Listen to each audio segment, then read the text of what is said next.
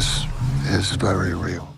So the Omen franchise, it's a pretty old franchise in Hollywood. It's been around for almost 50 years at this point. The first Omen film Sheesh. came out in 1976, and then they Sheesh. made 3 sequels from that, and then in 2006 we got pretty much a remake of the original Omen that came out in 2006, but we haven't had an Omen film since then. It's fast forwarding to nearly 20 years later, we're getting a new edition, but this is a prequel.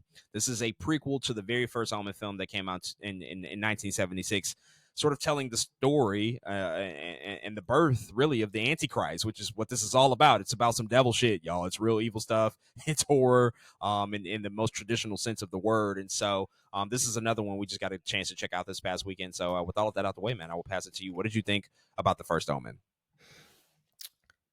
So coming into this movie, I'm not gonna lie to you, I was so worried. I seen Omen on this, and I said, "Oh God, here we go." Kind of in some ways, the same way that Exorcist Believer kind of was. I was like, "Oh no, what are we doing?" Because the only Omen I knew to be, or that I liked anyways, was that original one that you were just talking about. I remember, coming up, watching that 2006 Omen and being like, this movie is not good. even at my young age when that movie came out, I knew I did not like that movie. Like, I was like, this thing is not it. And so here we are in this age where there are a lot of reboots happening again, especially coming off of an Exorcist Believer, somebody who was also trying to reinvigorate a well-known horror franchise. I have my doubts and I have my worries because I don't think that movie is good. And I'm very glad to say that this movie subverted my expectations. I like this movie. It came out of the gate stylized. Like, there's a very, very prominent maybe like 10-minute sequence at the beginning of the film, and I was like, wait, is this a horror film with some style? Somebody's directing with moving the camera different. Things feel different. And I was already kind of excited in those first 10 minutes of where this movie could go.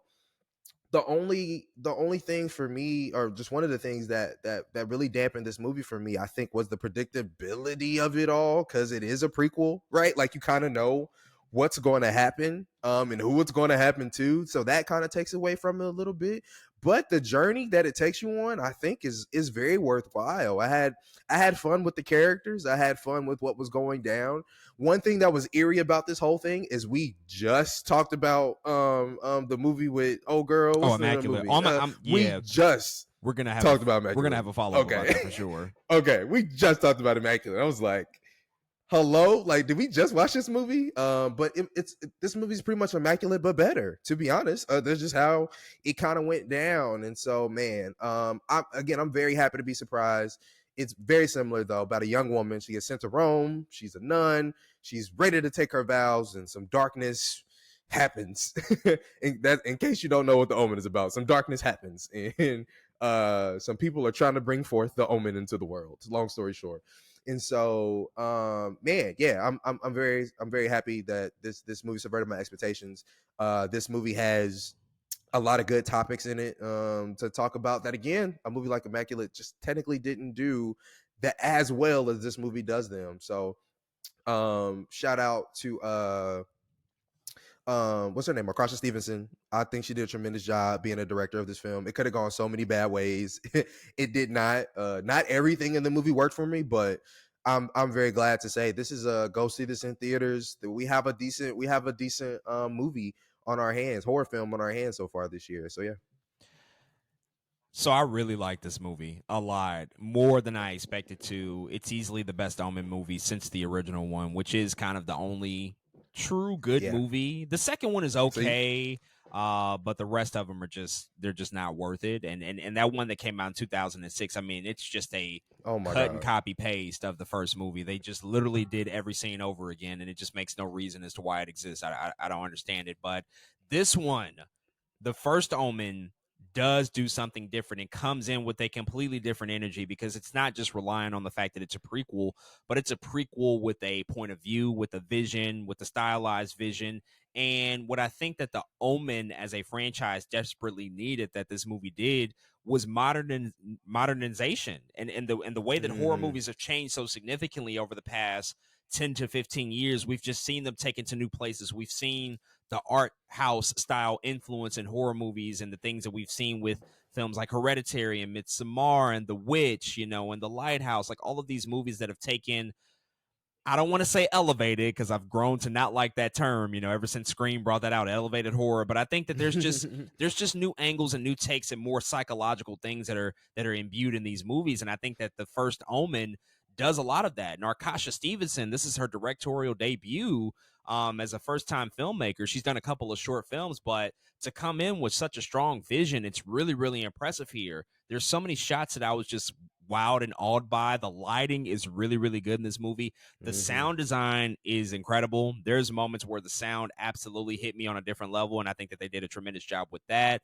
And just also the eerie atmosphere that's created. There's a sense of being suffocated because you know that this person is in a predicament that's gonna really put her in a bad place. You know, they're utilizing her to birth the Antichrist, and it's a really terrible, dark thing. And so you get that sense of dread all throughout the movie. You know something terrible is going to happen, but the film doesn't even start that way. Like, it kind of feels normal for the first 30 or so minutes. It feels like somebody who's just discovering themselves. They're growing up. There's even a sequence where she's having fun. She's out drinking, you know, just having a good time. And then after that sequence, everything kind of starts to go downhill from there. But I just really, really, really liked what Arkasha Stevenson brought to this movie, and I think that this is a wonderful breakout role for Nell Tiger Free, who's the star of this film. She did a really, really wonderful job. There's a sequence towards the end of it that is just like crazy frightening. She's standing on the outside of a car and she's kind of convulsing. It's just like the execution of it is just wild to me.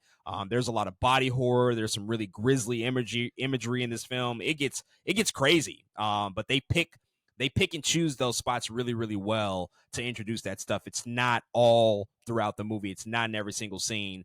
They give it to you sparingly to make it effective, and I think that stuff really worked. And then by the end of it, when you kind of get to that predictable conclusion, because I agree, it's definitely predictable. You know where it's going to go, but it still kind of worked for me because I always knew it was going to end there, but I was interested in the journey of what we were going to go on. Like, well, how are we going to get to that place? How is it going to lead into what we know to be true in the first Omen movie? And so I thought it was really good. And like you say, definitely a much, much better version of what we saw last week in Immaculate. But I do want to talk about that because I don't think Immaculate's a bad movie. It just isn't, it doesn't work on every level. But very interesting that we're getting two movies like this back to back about females and women, you know, being put in positions and situations in which people want to control their bodies and they want to impregnate them and they want to craft and create their own lives, you know, and take over their bodies and have their control and the autonomy over their bodies. I don't think it's a coincidence at all, you know, that we're getting this right now. Like, obviously we see what's going on in the country. We know that there's huge conversations happening all the time about abortion and pro-choice versus pro-life. All that stuff is like at play here. And so, you know, after what just recently happened a couple of years ago with the passing of legislation, I don't think it's any coincidence that we're seeing these themes become prevalent, especially in a genre like horror, where you get those really evil forces that come out at night. They come out and take over things, and they come in and show off their force. So, you know, with that in mind, and just even with the thought in mind that you have like relatively young filmmakers tackling these subjects, and they're often, you know, putting them in religious themed context as well. What do you think about these two films coming out at this time, you know, sort of paving the way for, I don't want to say a new type of horror movie because it's not new, but just, you know, sort of reintroducing us to these concepts and to these themes in such a prevalent time in our society? Yeah, I think it's cool, man. I think horror has always been one of the best reflections of our political state in the country of what's going on. You could always look at a horror film, at least a good one, and think about the time in which it came out and be like, what was going on in the country during that time? You can Google stuff, you know what I mean, and find out something prevalent and important to talk about. And I think both Immaculate and the first Omen doing this back to back like this, literally what, 2 weeks, 1 week apart from each other is kind of crazy. But also, like you said, it just makes sense with the political landscape that we live in right now. But I like it, man. I like being able to I think explain to people that movies in general, a lot of is more than sometimes just about entertainment. There's a message in here to say, and like you said, there is religious context for a reason.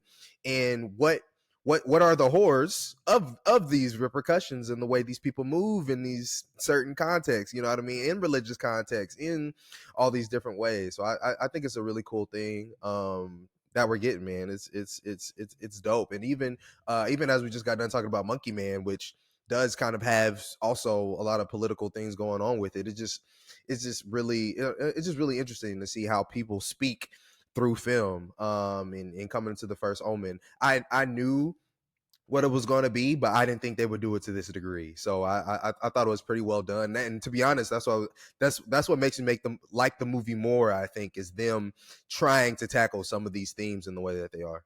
Yeah, I mean, there's probably no better genre than horror than to address the idea and the themes of body autonomy and what that means to women. We know that women are typically placed at the forefront of a lot of horror movies. You know, we talk about Scream Queens, that being a thing. They're often the final girls. There are many tropes that have existed throughout horror history, but you take it a step further and you really, shine a light on the injustices that they might deal with on a day-to-day basis. I mean, the Roe v. Wade shit and all of that going down, just, from a political landscape. Well, let's take that, but let's do it in a way where we can talk about this, obviously, and address this theme, but it's gonna be done in a way in which there's shock and entertainment value, but you still get that message walking away from it as well. And also just like, it's kind of brilliant to place it within the context of a religious theme, because we're talking about institutions now that have been around for thousands of years, that also possibly support some of these ideologies and believe in certain things, right? And so it can get pretty deep if you want to go down that road. And so I'm actually happy, though, that you get these two films sort of back to back in this way. Very different in their own right, but obviously addressing some very common themes. And I think it's a great medium, and it's a great way to, sort of tackle these ideas and these subjects, and to do it creatively, and to still give us something that, if you want to dive deep and if you want to dig into those messages and to see those themes, that's available there to you as well. But if you just want to enjoy it for what it is, I think that both of these can stand on their own in that respect. And so we'll see what the rest of this year looks like from horror. I think we got a lot of interesting movies coming out over the next few months, and so we'll certainly keep our eye out. But folks, those are all of our thoughts on the brand new film, The First Omen. If you've checked this out, definitely hit us up and let us know what you think.